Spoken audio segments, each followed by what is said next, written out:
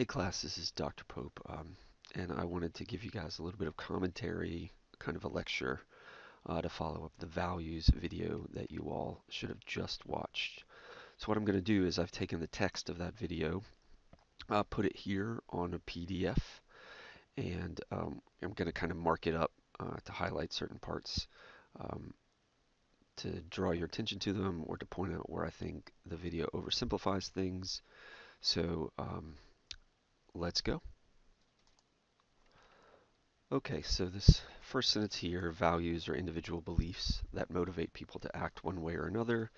They serve as a guide for human behavior. That sounds totally right. So we're gonna go with that. Um, Generally, people are predisposed to adopt the values that they are raised with.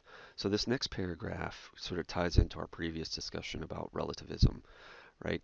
You are given certain values, certain things that you are important by your parents, by the media, by your church, by whatever, and, you know, because we're raised with those values, because we're given those values before we have the ability to critically think and to question, like we tend to believe that those values we are given are right, because they are the values of their particular culture.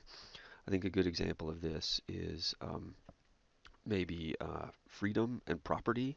Like we have the kind of value that there are things, I don't know, like my Dunkin' Donuts cup here, that are ours and they are just ours. And if you want to touch them or use them, um, you need to ask my permission. And if you don't ask my permission, then you've done something bad.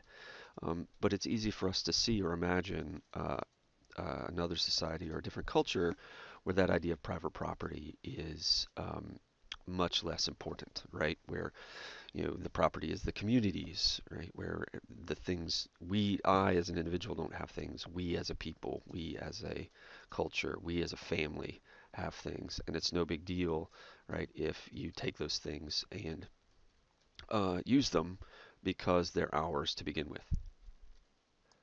And so relativism, if you remember, right, is the belief that, normative moral relativism, to be specific, is the belief that the values of a particular culture are fine for them, and there's no way to critique the values of a different culture because we all are kind of raised with our certain set of values, and those are right for us. So I think the second paragraph here gets into the idea of relativism, even though it doesn't use that word. All right, so this next paragraph is a key one because it gets at why we're looking at values. When we make decisions, we often weigh values against each other and we choose which values are most important to us at the moment. Um, Maybe a simple example is if I go to buy a car, I need something that's going to carry my family around, but I also want something that's fuel efficient. I also want something that's safe. These are all values that are important to me in buying a car, and because I may not, and also I need something that I can afford.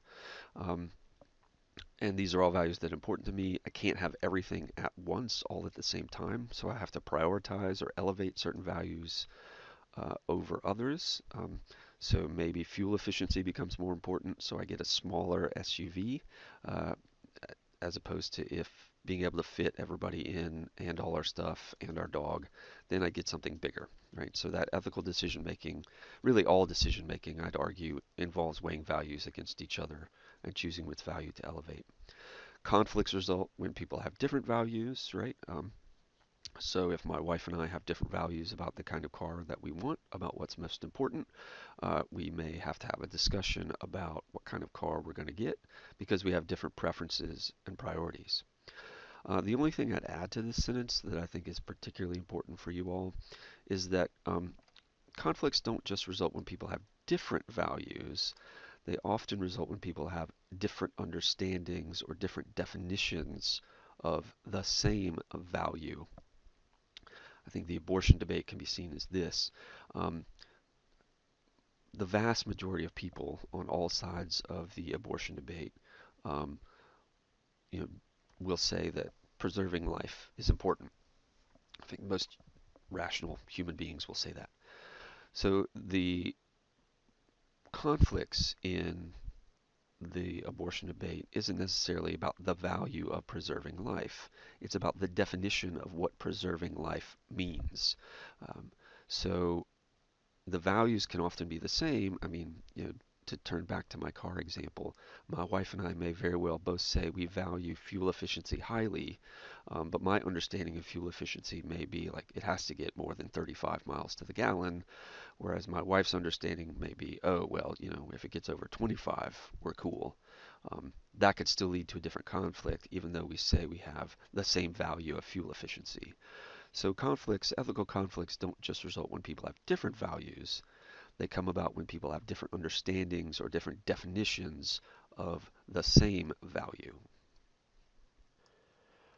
All right, this next part, or these next two paragraphs, are to me deeply problematic as a philosopher. They really oversimplify things um, and make some pretty big assumptions that I want to unpack. So what I'm going to do is unpack that in the next video, because this one's already running about 6 minutes or so. So part two will be these next two paragraphs and the end. So make sure you click through to that.